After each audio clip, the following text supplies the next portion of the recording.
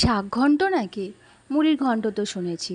তো শাক ঘন্টটা করেই দেখি কীরম লাগে খেতে। তো মাছের মাথাটা ছিল, ইলিশ মাছের মাথাটা ভালো করে নুন হলুদ মাখিয়ে তেল গরম হবে, তারপর মাথাটা দিয়ে ভালো করে ভেজে নেব, লাল লাল করে ভেজে নেব।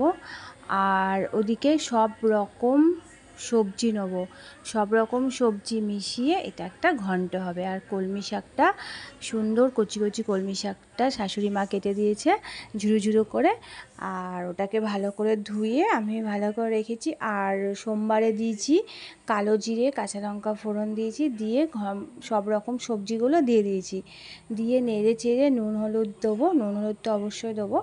দেওয়া হয়ে গেলে ওই কচি কচি কলমি শাকগুলো ওর মধ্যে দিয়ে দেবো।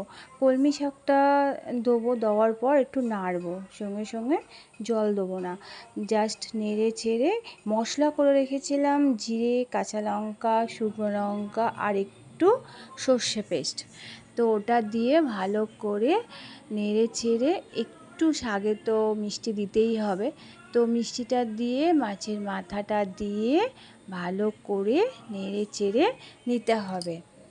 কারণ ভালো করে না রাখলে তো ঘন্টটা তো ঘন্ট মনেই হবে না, যেটা শাক ঘন্ট তো মনেই হবে না।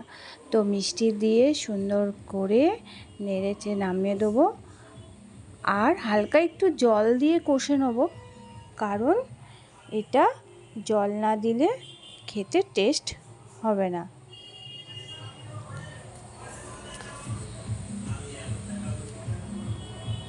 তো আমাদের রেডি শাক ঘন্টটা।